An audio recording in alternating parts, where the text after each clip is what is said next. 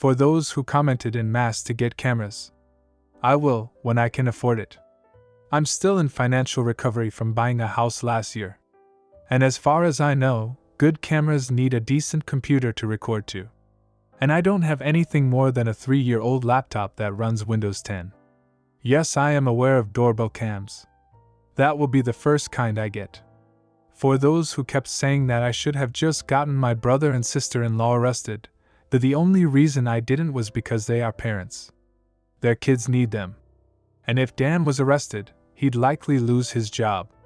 And without that, his family has no money. And sister-in-law has an only months-old baby right now. Neither of them need to end up in jail. But you don't need jail for revenge. Police can help, yes. But I got payback without filing a police report. Would I be this merciful again? More than likely not. And they know it. I decided to wait on making an account and posting until after the new year, just in case more stuff happened. And it did. As previous readers know, my sister-in-law was making passive-aggressive posts on social media that were obviously directed at me. Especially after sister-in-law had her 4th baby in November. She was posting the same repetitive nonsense over and over again. She just found semi-clever ways of rewording it. But she pretty much kept regurgitating that she was tired of living with my parents, that there isn't enough space, she needs her own house, blah blah blah. I know I sound dismissive. But live through what I have with these people and you'd be ready to sarcastically play tiny violins in front of them too. They're just that bad, and since I waited until January to make an account, more happened just like I thought. I stated before that I'd invited half the family for a Christmas Eve party at my house. And everyone I invited all came, even though it was a fairly long drive of around 3 to 4 hours for them. But they wanted to come and show me their support. I was praised by them a lot for how hard I'd worked to get a house on my own, and that they were sorry for everything I'd went through. I was asked why I didn't just take my camper and drive the 3 hours back to them, instead of living pretty much homeless for so long. And I had to sheepishly admit that I was very attached to living around here, and I had my best employment opportunities in this area. My hometown doesn't have a lot of great job opportunities in my field, if any at all. And I wanted to make my own way as much as I could. An answer they overall accepted. We moved on to having a rather nice party.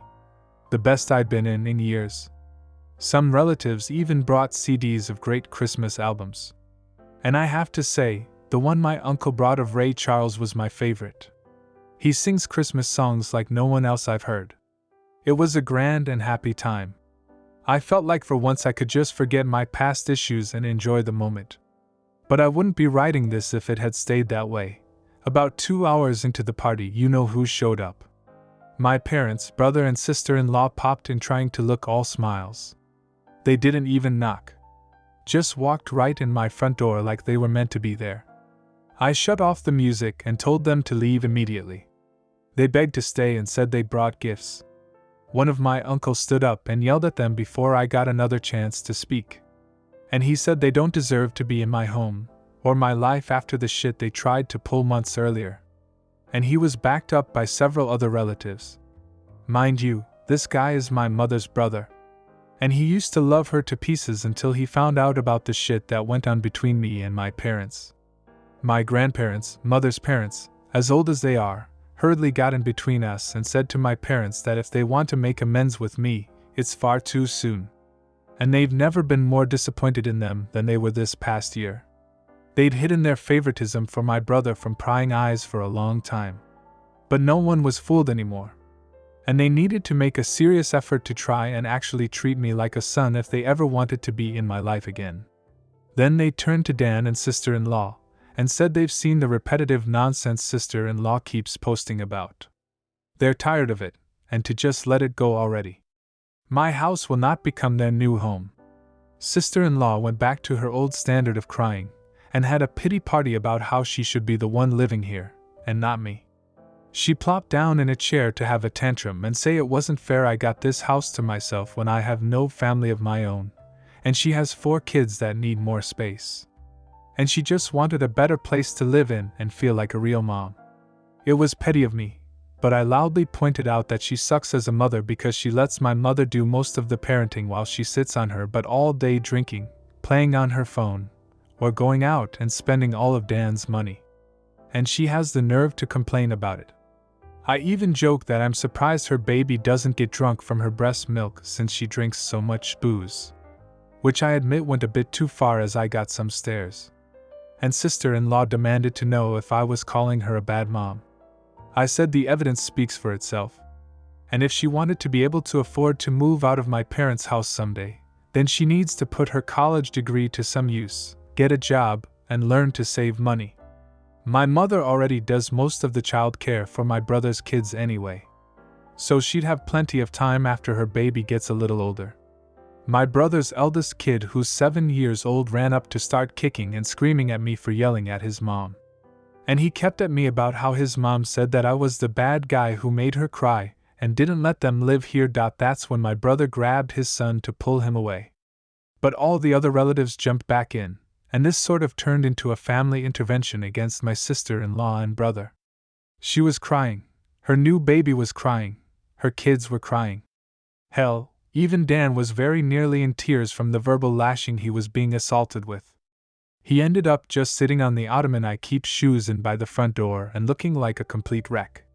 He couldn't look anyone in the eye, he couldn't even say 2 words to me. Not with a whole house filled with angry people ready to judge him if he tried to let out his inner golden child again.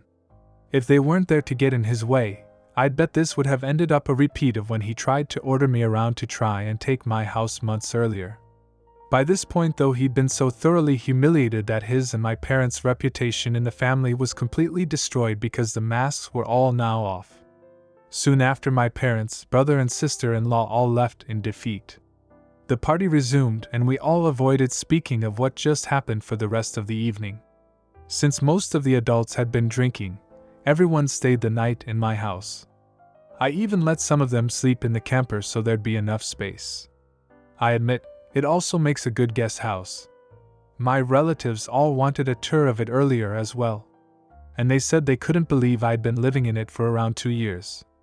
I got a lot of questions about it, like what summer and winter was like, and so on. I was up earlier than everyone else Christmas morning, and had a fresh pot of coffee and some ibuprofen for those spiked eggnog hangovers a few of them had.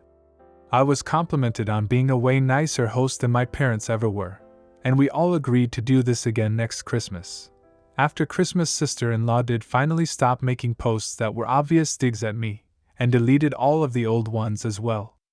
But shortly after the new year, she more recently made a new post complaining about how she tried to convince my parents to get a camper like I did, so it could be set up in the backyard so Dan and his family could use the whole house as their family home. Well, a taste of one's own medicine is never fun. Because my parents turned that idea down, vehemently I hear. No one is gonna push them out of their own home, let alone their master bedroom. The post was only up for a couple of days before sister-in-law removed it. And she has hardly posted anything since then. She loves to complain. But if a tree falls and no one is around to hear it, can it still complain? Sister-in-law, I guess, has realized there's no point in doing it when no one hears her anymore. And Dan can't afford to move his family out on his salary alone anytime soon. If they end up expecting another child in the next few years, I won't be surprised. Things mellowed down for me since then. And I've even invited friends over for a poker night. I suck at poker because I can never remember a damn thing about it. But so what? We get to drink beer and eat junk food while being merry idiots. We all loaded up on Whoppers from Burger King and just had at it the best way 4 grown men can when they just want to have a good unadulterated time and get pissed drunk. I think maybe around summer I'll look into possibly dating someone. I'm not exactly getting younger here. Fingers crossed that goes well. My camper just sits idle in my yard now. And I admit, there were some days I went out there just to spend time in it. I did live in it for 2 years. It's like my second home. And maybe one day I'll actually get to use it for camping, like it was meant to be. I've never been camping. My parents considered it a waste of time. So it'd be a completely new experience for me. This pretty much marks the end of what happened. My parents, brother, and sister-in-law have all been staying very clear of me. In fact, they seem to have gone back to acting like I don't exist, like they did before I bought a house. Not like that bothers me at all. It's better that way. But they'll inevitably come back in some way. I know they will. I just wonder what kind of stupid thing they'll do next. If anything notable like all this ever happens again, I'll make another post if this account is still active. Again, this one is nuts. This one is not as juicy as the previous ones, but the next, there's going to be more videos. There's been more updates. There's going to be more videos on this. This one is not as juicy, but it definitely gets juicier going down the line here. And so the next 2 videos, I can't believe there's more updates to this, but there is. It just, the orange just keeps on giving. I think that's how the saying goes. Probably not, but let me know. In saying that, you got to get a restraining order. These people just don't care about you and your boundaries in your space. They don't respect you because you told them not to come over anymore, and they still did. Maybe now they won't come over, but I'm sure something will happen where they will not respect your boundaries. Just give it time. Just give it time. I'm sure something's going to happen. In saying that, stay tuned for the updates. You're going to see that this, I read the next one, and it's crazy. It's crazy. I can't believe this family. I can't believe this family. After all the shenanigans. All right, so I'll see y'all next time. Like, subscribe. I'll see y'all in another video. Take it easy.